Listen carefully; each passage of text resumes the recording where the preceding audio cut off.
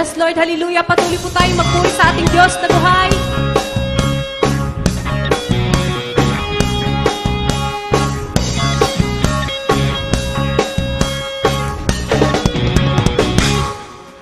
Malaya, malayang, malayang, malaya. Malaya, malayang, malayang, malaya.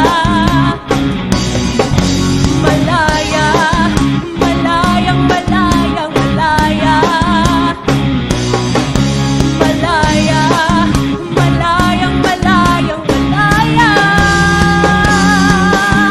Ang Diyos sa buhay ko'y umawa, naranasan ng kanyang himala.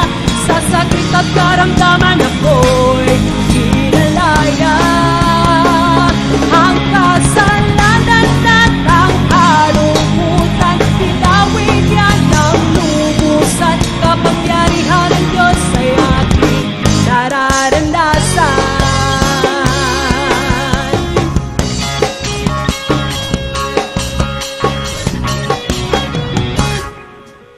Malaya, malayang, malayang, malaya. Malaya, malayang, malayang, malaya. Malaya, malayang, malayang, malaya. Malaya, malayang, malayang, malaya. Ang Diyos sa buhay ko'y umawa, naranasan ng kanyang himala. Sa sakit at karamdaman ako'y kinalaya. Ang kasalanan at ang kalungkutan, tinawid yan ng lubusan. Kapangyarihan ng Diyos ay aking nararanasan. Malayang sumigaw, malayang sumayaw, malayang lumundag, malayang lumipad. Malayang sumigaw, malayang sumayaw, kapangyarihan ng Diyos ay aking nararanasan. Malayang sumigaw, malayang sumayaw, malayang lumundag, malayang lumipad. Malayang sumigaw, malayang sumayaw, kapangyarihan ng Diyos ay aking nararanasan. Kapangyarihan ng Diyos ay aking nararanasan. Kapangyarihan ng Diyos ay aking nararanasan.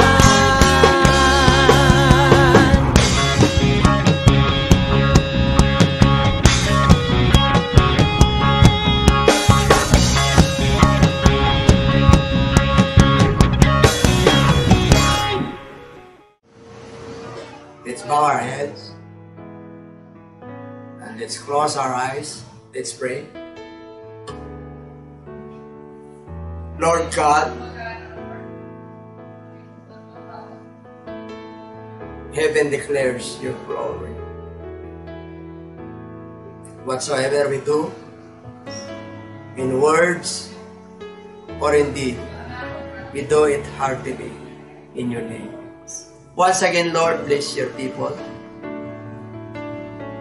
Bless your servant. And bless your word. Speak to us, Lord, through your word. I ask this in Jesus' name. Amen. In the book of Psalms, 133 verse 1, behold, how good and how pleasant it is for brethren to dwell together in unity. It is like the precious oil upon the head, running down on the beard of Aaron, running down on the edge of his garments. It is like the dew of Hermon descending upon the mountains of Zion. For there, the Lord commanded the blessings, life forevermore. And may God bless our hearts upon reading His Word. And my topic today is entitled, Manifold Blessings of Unity. The word manifold is plenty, abundance, and blessings, whether spiritual, financial, physical, emotional, these are all blessings from God. And the word unity, state of being one mind or unification. Kaya sa umagang ito, ating tatalakayin. At ang sabi sa verse 1, Behold, narito, tignan nyo. Ano yung narito? Narito ang pangako ng Diyos. Magkakapatid kayo. I created you. I am your Father. Kaya natutuwa ako sa inyo na napakabuti at napakaligaya kapag ang magkakapatid ay sama-samang namumuhay na nagkakaisa. Nais ng Diyos na nagkakaisa po tayo. Hallelujah! Lalo na sa panahon ngayon.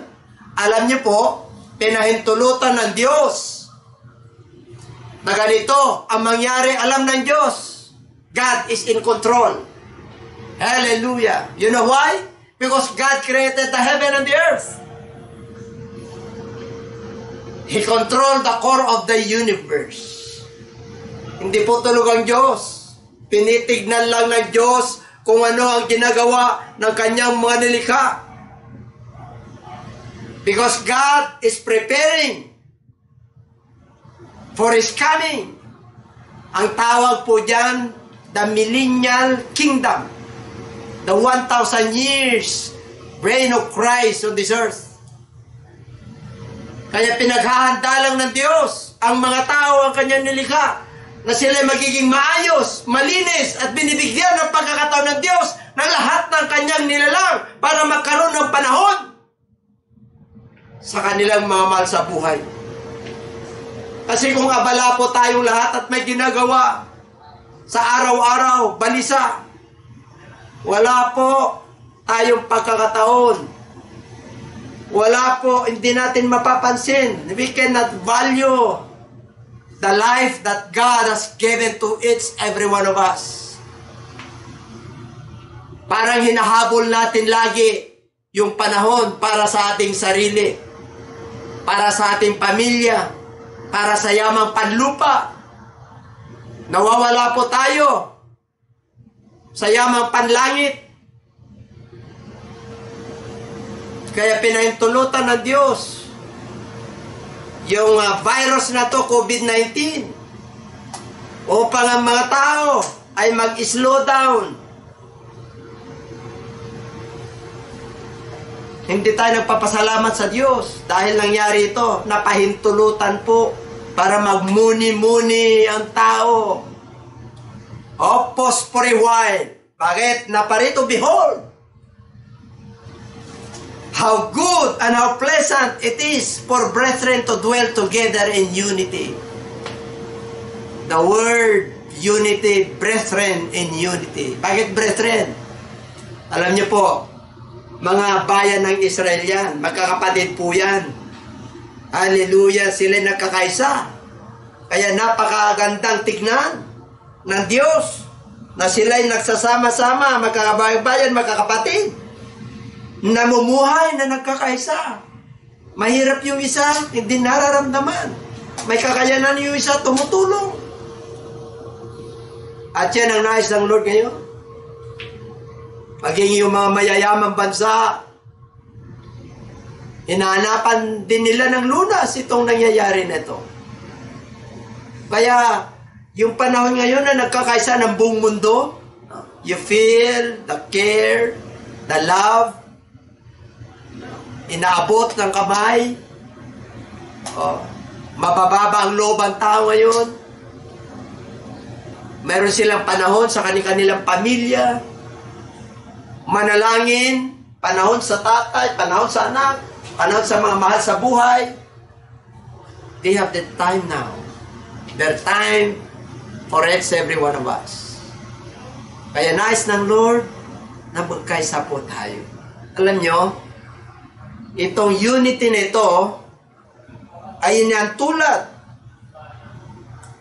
sa langis sa ulo na tumutubo sa balbas ni Aaron. Si Aaron po ay high priest. Kapatid po yan ni Moses. Alam nyo, pag sinabing priest po, saserdote, abay, mga kapatid, malapit yan sa Diyos. Nangungusap sa kanya ang Diyos. Kaya yung oil, na dumadaloy sa kanya mula sa ulo hanggang sa kanyang balbas, hanggang sa dulo ng kanyang kasuutan, damang-dama niya yung presensya ng Lord. Damang-dama niya yung mga pangako ng Diyos. At tulad din po ito, gaya ng hamog sa Hermon na pumapatak sa mga bundok ng Zion, sapagkat doon inutos ng Panginoon na pagpapala ang buhay magpakailanman. Alam niyo po, sa bansang Israel, itong Mount Hermon ito, mataas po ito.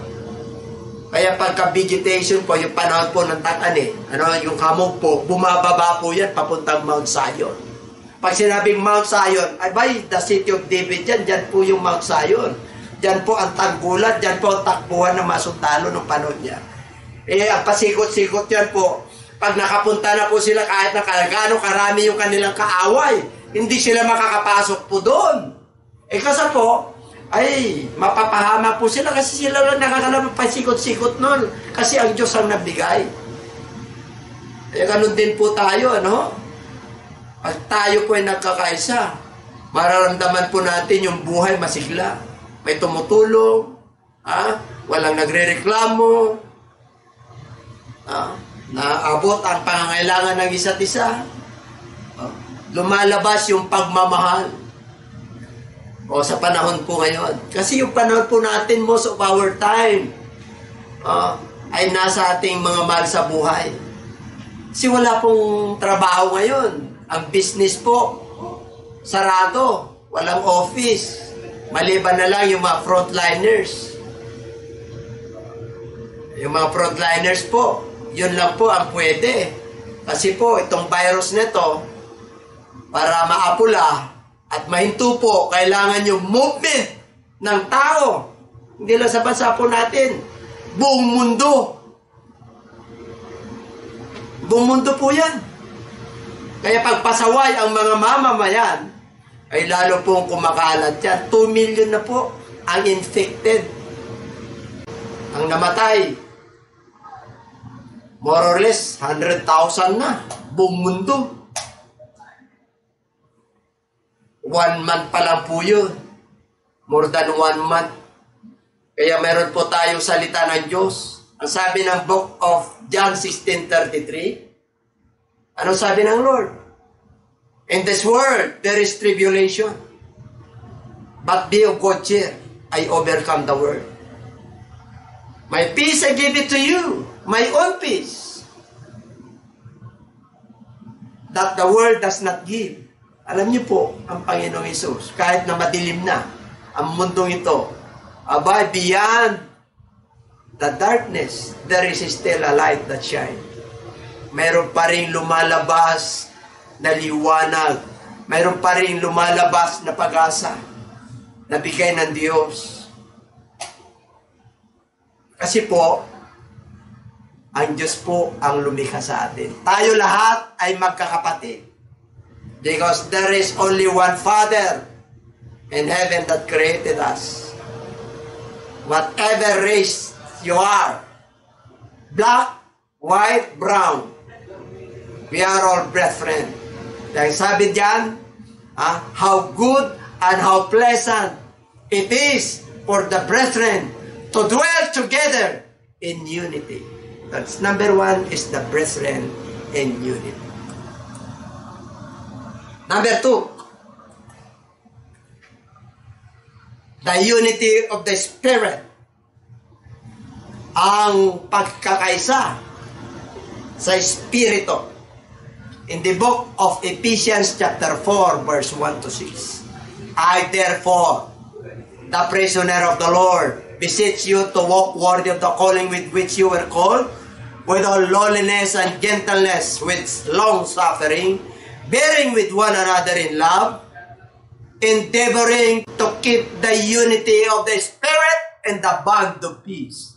There is one body and one Spirit, just as you were called in one hope of your calling, one Lord, one faith, one baptism, one God and Father of all, who is above all, and through all, and in you all. Kaya dito po, the key word in verse 3 is unity in the Spirit. Endeavoring to keep, na nagsisikap na manatili ang pagkakaisa ng Espiritu sa buklod ng kapayapaan. Yan ang nais ng Diyos. Ang mananatili, endeavoring to keep the unity of the Spirit. Sa alang-alang sa buklod ng pagkakaisa, in the bond of peace. Alam niyo po, makakamit po natin ito. Pag tayo po ay nagkaisa, there is one body and one Spirit. Nakaisa po tayo sa katawan ni Kristo. Just as you were called in one hope of your calling. Kaya itong pagkatawag po sa atin ay may pag-asa pa. Sa kabila, yung mga nangyayari may pag-asa. Pero may binibigay yung sariling kapayapaan ng Diyos. My peace I give it to you, my own peace. It is not the world that gives us. Because He is the Prince of Peace, dinibigay niya yung kapayapaan sa atin po. Kaya mapalad ka, kapatid, pag ikaw ay mananampalataya. Kaya pag ikaw ay hindi mananampalataya, hindi naniniwala kay Kristo, hindi ka naniniwala sa salita ng Diyos, abay, mahirapan ka. Yung hinahanap mong kapayapaan, baka pansamantala yung kapayapaan mo. Paggising mo kinabukasan, nandyan uli yung problema. Hindi ka maubusan ng problema hanggat hindi mo makikilala ang inaalok sa iyo ng ating Panginoon na tunay na kapayapaan. Hindi po dito na mamalas ang kapayapaan. You cannot buy peace in terms of your riches. You can only buy true peace through our Lord Jesus Christ. Kaya nais ng Lord na yung unity of the Spirit ay mapapanatili po natin yan. Hallelujah! At yan ang gusto ng Diyos. Sa verse 6, isang Diyos at Ama ng lahat, na siyang nasa ibabaw ng lahat, at suma sa lahat, at nasa lahat. Pero yung Panginoon natin, bumaba. Nasa ibabaw, He is above all. Pero mayroon tayong one Lord, one faith, one baptism, one God and Father of all. Magkakapatid po tayong lahat. Kaya itong nangyayari po, talagang lumabas po yung pag-ibig, awa at habag sa bawat isa. Karoon po tayo ng pagkakataon na mananatili sa ating mga mahal sa buhay. Kaya salamat sa Diyos. Kasi all things work together for good to them that love the Lord, and to them that called according to His purpose. Ibig pong sabihin yung nangyayari nito ay alam ng Diyos. All things work together for good. Abay, for good pala yun eh. Bakit for good? Para mayroon na tayong panahon sa isa't isa. Meron na po tayong panahon. Kasi kung abala po tayo sa mundong ito, kapokus po tayo sa pangangailangan natin, sa pagpapayaman, sa pagpapalago ng ating kabuhayan. Habol tayo ng habol. Pero ngayon, wala ka nang hahabulin. Sapat na yung panahon mo ngayon sa iyong mga mahal sa buhay. Hallelujah. Yun ang gusto ng Diyos. Bakit po? Kasi po, preparation yun sa pagdarating niya. Whether we like it or not. He's coming very, very soon. Tatapi ko po yan. Kasi ang matinding great events na darating po ay yung the reigning of the Antichrist. The second coming of the Lord, the rapture of the church, and the millennial kingdom. Yan po ang hindi pa nangyayari. Pero itatapik po natin yan. Lulubin ng Diyos. Kaya nais ng Lord na tayong magkakapatid, brethren in unity and unity of the Spirit. Alam niyo po, meron tayo kanya-kanyang espiritu. Pero mo, 8 billion ng espiritu ng Diyos yan, ng tao. Kaya iba katangian po natin. Iba-iba po ang pag-ugali po natin. Kahit yung heartbeat natin, magkakaiba ng beat eh. Kahit yung fingerprint natin eh, magkakaiba. Kahit yung dentures po natin, magkakaiba. Ganyan tayo nilikha ng ating Panginoong Diyos. Kaya pag merong mga krimen na nagagawa eh, anong tinitignan? Yung tambal kagad. Kahit yung mga magkakapatid na hinahanap, kung tunay na kapatid niya, pati DNA test lang yan, malalaman. Ganon tayo nilikha ng ating Panginoon.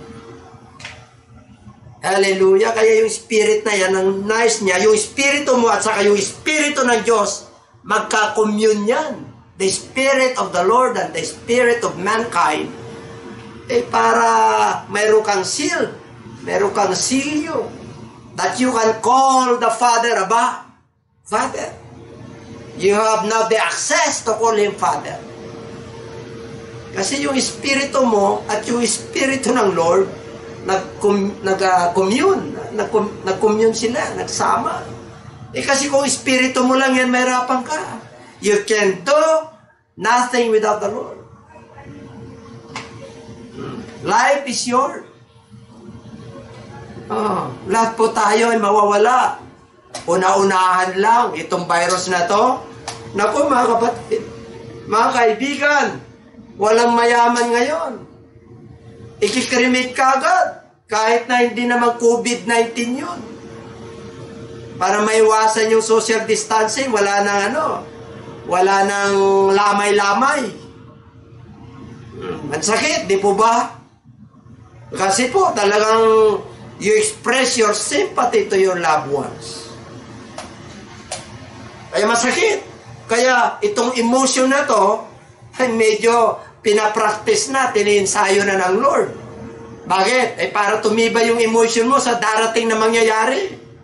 Kasi mas may matindi pang mangyayari. Wala pa po ito. Hallelujah. Kaya kailangan isang Diyos at Ama.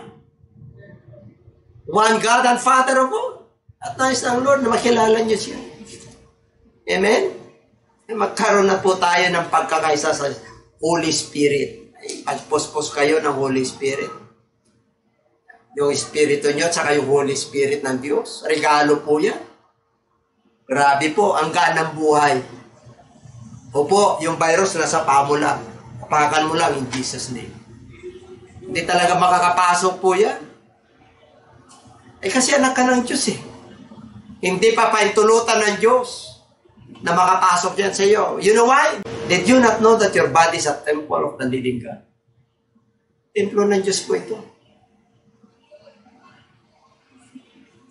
Hindi hayaan ng Lord ng Diyos. Ang mga anak nyo, mga mananampalataya, matibay ang kanilang pananampalataya. They don't question God. They don't complain. They just understand. Kung anong nangyayari. Yung pala, yun ang pagpapatibay. Yun yung mga pagpapaalala ng Diyos. Upang sila ay makasunod at tumibay pa sa kanilang mga pananampalataya. So that is the second unity of the Spirit. Now, number 3, the unity of faith. Ito po yung pangatlong unity. And He Himself in the book of Ephesians chapter 4, verse 11 up to 16. And He Himself gave some to be apostles, some prophets, some evangelists, and some pastors and teachers, for the equipping of the saints, for the work of the ministry, for the edifying of the body of Christ. Verse 13, till we all come to the unity of the faith and of the knowledge of the Son of God, to a perfect man, to the measure of the stature of the fullness of Christ. The key word there is unity of faith. Till come to the unity of faith, that we should no longer be children, to tossed to and fro and carried about with every wind of doctrine, by the trickery of men and the cunning craftiness of deceitful plotting. But speaking the truth in love, may grow up in all things into Him who is the head, Christ, from whom the whole body, joined and knit together by what every joint supplies, according to the effective working by which every part does its share, causes growth of the body for the edifying of itself in love. Kaya pinagkalooban po tayo ng Diyos, ng mga apostol, ng mga propeta, ng mga evangelista, ng mga pastor at guro. Bakit? Upang ihanda po tayo sa ano? Sa paglilingkod, sa banal na gawain, sa paglilingkod, sa ikatitibay sa katawan ni Kristo. Yan po ang purpose niyan, yung fivefold ministry. For the equipping of the saints, para yung gawain po magiging matibay, yung mga mananampalataya na naniniwala kay Kristo, para sila ay magiging matibay sa ikatitibay ng katawan ni Kristo. Kaya ang nais ng Lord, yung body of Christ ay healthy. Kasi pag may paralyzed dyan at hindi nagpa-function, ay malungkot. Pagit malungkot, ay walang pagkakaisa. Ito ang gusto ng Lord. Magkaroon kayo ng isang pananampalataya. Ito ang nais ng Diyos. Ito ang salita ng Diyos. Ay hindi po. Tayo po magkakaiba po tayo ng pinanggalingan, ng konsepto. Binigyan tayo ng Lord ng we have the freedom to choose. Alam niyo po, sa kagandahang loob ng Diyos, hindi niya po pinakialaman yung gusto natin, yung will po natin, because there is a time of reckoning. There is a time of judgment. You know, in the book of Ecclesiastes chapter 12 verse 13, the greatest writer is Solomon, ano sabi niya? And let us hear the conclusion of the whole matter. Fear God and keep His commandments, for this is the whole duty of man. Ano sabi niya? Ito ang katapos-tapusan sa lahat ng bagay. Matakot sa Diyos. Ito ang buong katungkulan ng tao ay sumunod sa panuntunan ng Diyos. Hallelujah. The unity of the faith and of the knowledge of the Son of God to a perfect man, to the measure of the stature of the fullness of Christ. Nais ng Lord po na yung ating pananampalataya ay magiging matibay po. Pag dumating yung mga ganitong pagkakataon, tayo po ay nakatungtong sa mga pangako ng Diyos. Huwag kang malungkot. Huwag ka nang malungkot. Oh, praise the Lord. Ang mga tao na walang pera ay mahal ng Diyos. Sobra-sobra pa. Ang mga tao na walang pera ay mahal ng Diyos. Sobra-sobra pa. Huwag ka nang malungkot. Oh, praise the Lord. Bakit? Abay, may brethren in unity ka, may nananalangin para sa'yo. Oh, the unity of the Spirit, meron kang Holy Spirit. Oh, meron kang unity of faith pa. Ay, naku mga kapatid, ang tibay mo. Kaya kahit na wala pang ayuda, abay, yung mga ibon kumakain, pinapakain ng Diyos. Yung mga liryo ng kapatagan, dinadapitan ng Diyos. Ikaw pa kaya na kanyang nilikha ayon sa kanyang sariling wangis. Mahal ka ng ating Panginoon. Verse 14. Tayo'y huwag nang maging mga bata. Diba? That we should no longer be children, tossed to and fro and carried about with every wind of doctrine by the trickery of men and the cunning craftiness of deceitful plotting. Tayo'y huwag na maging mga bata na tinatangay-tangay ng mga alon at dinadala ng bawat hangin ng aral. O meron palang hangin ng aral. Ay huwag kayong basta-basta maniwala.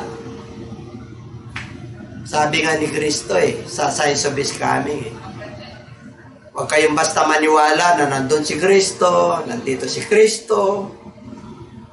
Magiging ang anghel nga sa Galatians chapter 1. Sumpain nga Ay nga meron tayong ganitong pag-aaral para tumibay po tayo. Sabi po ng ating Panginoon, mag-ingat, beware. You know why? Because many false prophets, many false teachers and false doctrines and false Christ will arise. Kaya ang totoo lamang po, ang Biblia, at nasabi ko na po ito nung nakaraan, marami pong magagaling, talaga naman anointed, talaga naman eloquent kung magsalita. Matagal na po sa ministry, talagang tumibay na, talagang pinagpala ng Diyos. Wala pong question. Pero yung iba po, talaga namang natubuhan na po ng lagi ng ulo, nagkaroon ng hydrocephalus. Yung iba talagang tingin niya sa sarili na Diyos na At yung iba naman, nagtatapunan na ng putik. At kasiraan ng isa't isa, samantalang tinuturuan po tayo ng Diyos na magmahalan. Yung mga preachers po tayo, dapat magmahalan po tayo. Kung ano man yung paniniwala mo, abay, yun yung choice mo Diba? Basta na ayon sa Biblia, di amen tayo dyan. Di magpaliwanag ka, kung ayon din sa Biblia yung isa, tama rin yan sa pananaw niya, pero sa buhay niya naman, lihis. Abay, makikilala mo sila sa bunga, ang sabi ng Bible. Sa panahon po natin ngayon, napakahirap hanapin ng bunga. Di po ba? Paano mo malalaman na false prophet? Abay, pag hindi nag-ugma yung kanilang sinabi, false yun. Di ba marami ng preachers po dyan? False prophet yun. Kaya po, ingat. Ingats at ingats at ingats pa. Hallelujah. Hindi na tayo bata na tinatangay ng mga aral ng hangin. Grabe po yan. No? Tayo'y huwag nang maging bata na tinatangay-tangay ng mga alon at dinadala ng bawat hangin ng aral sa pamamagitan ng pandaraya ng mga tao, sa pamamagitan ng kanilang mga katusuan, sa paraang mapandaya.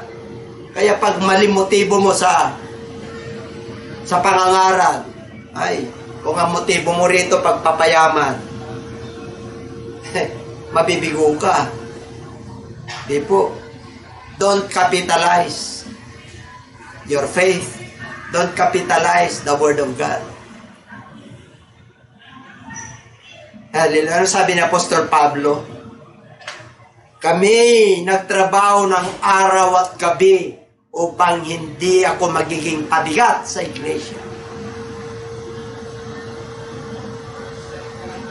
Okay lang pag mag full time ka. Okay lang, mas maganda po yun.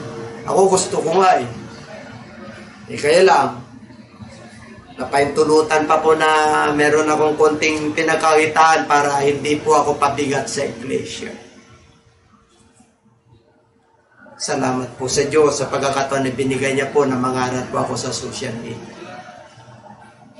Sa 15, but speaking the truth in love, ito na po sinasabi ko. Kundi humahawak sa katotohanan na may pag-ibig. may grow up in all things into Him who is the head, Christ. Na lumago tayong lahat sa Kanya.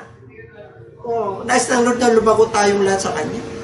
Sapagat siya ang ulo sa makatuwid si Kristo.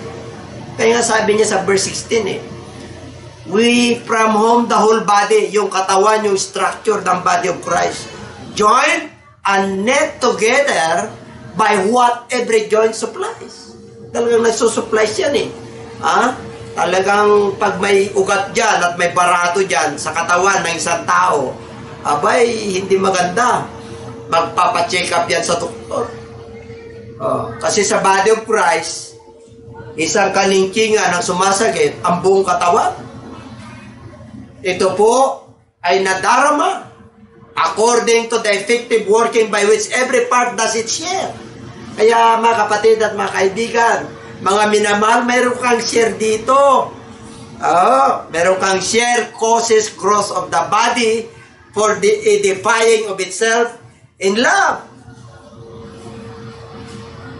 Nasa Kanya ang buong katawan na nakalapat, na mabuti at nagkakaisa. The word nagkakaisa sa pamagitan ng bawat litid ayon sa paggawa sa sukat ng bawat bahagi ay nagpalaki sa katawan tungo sa ikatitibay ng sarili sa pag-ibig.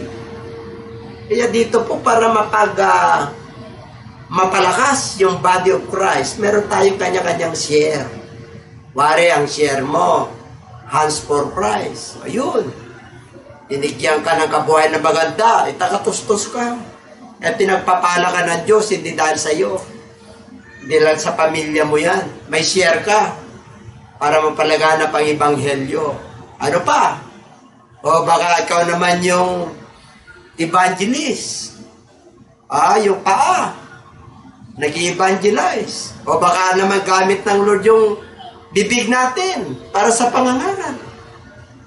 Kung mayroon kang party of the body of Christ, kahit nasabi mo hindi ka nag-aral, kahit na tagawalis, nasa ushering, pag may edad ka na, sa prayer, mayroon kang kalalagyan sa body of Christ. Senior citizen, meron. Meron tayong contingent sa church. Meron tayong men's for Christ, women's for Christ, young people for Christ, youth for Christ, meron tayong children's for Christ, at meron tayong senior citizens for Christ. Kaya lahat, meron tayong bahagi. Meron tayong sense of belonging. Kaya hindi ka mawawala sa katawan ni Kristo. Kasi meron kang share. Causes growth of the body for the edifying of itself in love. Yun ang kanyang dahilan. Sa pagpapalaki sa katawan tungo sa ikatitibay ng sarili sa pag-ibig. Gusto ng Lord na individual na mamananampalataya ay tayo po ay titibay sa pag-ibig ng ating Panginoon. Tatlo po yan.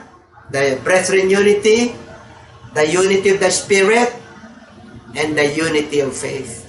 Pag nabot po natin yan, nako mga kapatid, I'll tell you, talagang payapa ka. Ito yung sinabi ng Lord, kapayapaan ay sumasayo. At sana po, kung isa po tayo sa kabahagi po ng pangangaral na to, share and subscribe po. Sa GCLA, sa YouTube po. At sana po, tulungan nyo po ang iyong panglingkod na may kalat po. Ang ebanghelyo, ito, tulong nyo na po yan sa pamagitan yan, pagpala po tayong lahat ng ating Panginoon. At magandang umaga muli. At tayo po'y manalangin sa pagpapasalamat sa Diyos sa ating pinag-aralan po na nagkakaisa. Kaya kung gusto mo na tumibay pa po, mag-isa ka sa body of Christ. Kung ano gusto ng ating Panginoon at yung namamahala, yung pastor o bishop, tapos na-inspired po ng sumunod lang po. Sumunod lang po tayo. mapapaigi po tayo. Tayo po'y magpasalamat sa Diyos. Mapagpalang Ama, muling salamat po sa iyong masalita. Nabot mo po ang lahat ng mga tao hanggang sa tinig ng maabot na to. O God, touch their heart. Bless your people. Help them to become humble, Lord. As you have said, Lord, if my people which are called by my name shall humble themselves and pray and seek my face and turn from their wickedness, then I will hear from heaven and I will forgive their sins and I will heal their land. Truly, Lord God, kailangan po namin na ma-heal ang aming land. Itong virus na ito, Panginoon, hallelujah. Kaya mong puksain, pahintuin sa pangalan ni Jesus. Ako po'y naniniwala na napahintulutan ito para lalo pa kaming tumibay, karoon ng panahon sa isa't isa. Para mag-aral, makinig, magipag-devotion, magipag-sharehan sa aming mga mahal sa buhay, sa aming mga kaibigan. Marami pong salamat sa pagkakataon na binigay niyo po. Pagpalain niyo kami lahat, o po kami samot na langit. In Jesus' name we pray. Salamat po sa hapon ito. Tayo po ay binigyan ng Panginoon ng pagkakataon na tayo po muli ay magkita-kita. Ito po sa Jesus Christ Church International, Love God Above All. At ginagagalak ko po mga kapatid na sabihin po sa inyo na ang tunay na ang pagkakaisa po ay napakagandang magagawa po natin. Lalo na po sa panahon ngayon, kung tayo po ay magkakaisa at tulong-tulong na labanan po ang nangyayaring epidemya dito sa bansa natin, meron po tayo makukuha tagumpay. Pag sinabi po ng ating pamahalaan na stay home muna, stay home. Pag sinabi sa atin na tayo makiisa, magkaisa tayo. Kagaya po nung diniscuss po sa atin na ating mahal na Bishop Domingo Lucena na there is a blessing, manifold blessing of unity.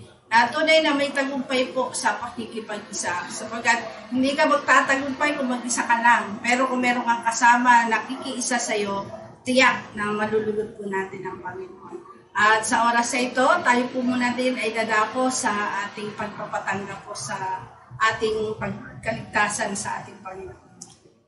At sa oras din po ito, sa mga nais po tumanggap sa ating Panginoon, na bilang Panginoon at tagapagligtas ng kanilang buhay, tayo po ay susunod sa maikling panalangin. At bago po yan, meron lamang po akong babasain sa inyo sa Biblia ang ilang talata po. Dito po sa mga Gawa 2:38, at sinabi sa kanila ni Pedro, magsisi kayo at magpabautismo sa pangalan ni Jesucristo sa ikapagpapatawad ng inyong mga kasalanan at tatanggapin niyo ang kaloob ng Espiritu Santo. Tunay nga mga kapatid na kung tayo po ay magsisisi at magpapabautismo sa pangalan ng ating Panginoong Hesus, tayo po ay mapapatawad. At sa susunod po, tayo daw po ay tatanggap ng Espiritu ng Diyos. Siyempre po, malinis na po tayo sa pamamagitan ng bautismo, kaya ang Holy Spirit po ay makapananahan po sa atin. Tayo po ay manalangin sa mandali, pigit po natin ang ating mga mata, tamahin po natin ang presensya ng Panginoon at itaas po natin ang ating mga kamay bilang tanda po ng ating pagsuko sa ating Panginoon. Sumunod po kayo sa maikling panalangin. Amang banal na makapangyarihan, aming Diyos na buhay, salamat po sa oras na ito.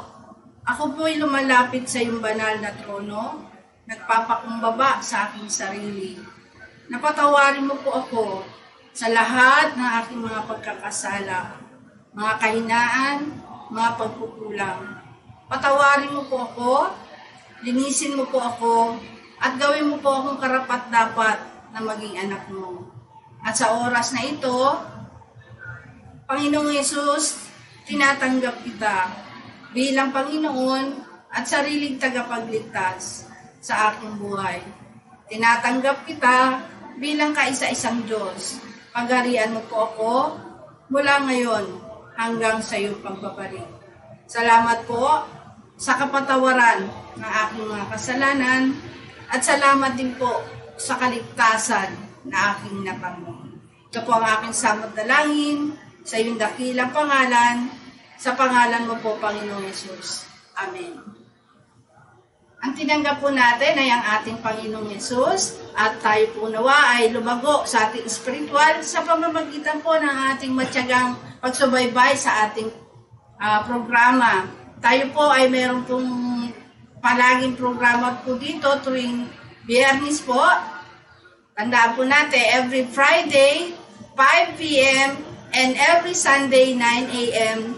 May link po tayo dyan, tingnan nyo na lang po at tayo po ay mapagpapala. God bless. At ganoon din po sa ating po mga ilang announcement, sa ating mga kapatiran po, patuloy po tayo manalangin sa Panginoon. At yung mga nais po na tumulong at sumuporta sa gawain ng Panginoon, malaya nyo po kaming tawagan o i-text message po. Yung ating po mga commitment kay Lord, yung ating mga ikapu at alay, ibigay po natin ang tapat sa ating Panginoon. Ito po yung panahon na ipakita natin sa Diyos na sa kabila ng mga pagsubok, tayo po ay tapat na maglilingkod sa ating Panginoon. Pagpalain po kayo ng ating Panginoon. Nais ko din po na i-remind sa ating mga kapatiran yung ating prayer habit at yung ating prayer tree. May mga, alam po natin yung ating mga schedule na yan, mga kapatid. At sa oras na ito, tayo po ay mananalangin bilang pansamantalang pagtatapos po ng gawain. Higit po natin sa mandali ang ating mga mata at samahan niyo po ako sa pananalangin. Ama, mapagpala sa lahat, tunay na dakila ang iyong mga kaloob sa amin. Maraming pong salamat, Panginoon, na sa araw na ito, biniyayaan mo po kami ng napakagandang aralin, Panginoon, sa iyong mga salita, na there's a manifold blessing of unity. Tunay, Lord, na nais mo na ang iyong mga anak ay nagkakaisa sa espiritu at katotohanan, sa pananalangin, sa pagpupuri, at sa pakikiisa, Panginoon, sa pag-aalay ng aming mga handog sa iyo. Tunay nga, Panginoon, na napakabuti mo sa bawat isa, sapagat nandoon, Diyos, ang iyong pag-iingat sa bawat isang mga anak mo. Patuloy, Lord, na dinadalahin po namin ang aming bansang Pilipinas, na ilagay mo ito sa iyong mapagpalang kamay, Panginoon. Tulutan mo, Diyos, ng aming bansa, Panginoon. Hallelujah, ay magkaroon pa rin, Panginoon, ng pagkakaisa, Lord. Na kami ay magkaisa, Panginoon, upang hindi mapahamak, Panginoon, ang mga pasaway, Panginoon. Dalangin po namin, Diyos, na kumbig mo mga puso't kaisipan nila upang sila'y manatilay sa kanilang tahanan, Panginoon, na nandun, Diyos, ang pananalangin. Hindi lamang para sa pamilya, kundi para sa lahat ng mga mahal sa buhay, sa lahat ng mga kababayan. At bigyan mo rin kami ng mga pusong mapagbigay, Panginoon. Matulungin at mapagmahal, Panginoon. Hindi lamang sa salita, kundi sa gawa din. Salamat po ng marami, Lord, at patuloy, Lord, malaya kang kumilos, Panginoon, sa buong bansa, sa buong nasyon, Panginoon, na dumadanas po ng napakabigat na epidemyang ito, Panginoon. Kung gaano to kabilis dumating, Lord, alam po namin na mabilis ditong aalis kung loloobin mo, Panginoon. Kaya hinihiling po namin, Diyos, sa kahabagan mo ang mundong ito, Panginoon. Yamang din, Lord, alam namin na malapit ka na rin babalik, Panginoon. Kami po umaasa, Panginoon, na ang bawat mga anak mong mananalig sa iyo ng tapat ay ililigtas mo. Patuloy, O Diyos, sa kahabagan mo ang aming bansa at ganoon din ang ibang mga paligid na bansa, Panginoon. Nandun, Diyos, hallelujah, na sila, O God, ay kikilala sa iyo, Panginoon. Na sila ay mananalig sa iyong kapangyarihan. At higit sa lahat sila, Lord God, ay magbabalik loob sa iyo, Panginoon. Na hindi pagrereklamo, kundi, Panginoon, pagtitiwala sa iyo, Panginoon. Na ang lahat ng bagay ay may kapahintulutan ka, Panginoon. At merong dahilan, Panginoon, kung bakit nangyayari ang mga bagay nito. Tanging sa iyo lamang, Panginoon Diyos, hallelujah, mga planong ito, Panginoon. At kami po, Diyos, ay magpapasakop sa iyong kalooban. Maraming pong salamat, Panginoon. At panatili mo, Diyos, lagi sa amin ang pagmamahalan. Panatili mo sa amin lagi ang kapayapaan. At ganun din, O Diyos, ang aming dalangin, Panginoon, na manatili, Panginoon, ang kahabagan din ng aming gobyerno upang, Panginoon, unawain at pangalagaan ng aming bansa. Maraming pong salamat, Panginoon. Tinataas po namin itong lahat sa iyong dakilang pangalan. In Jesus' mighty name we pray. Amen.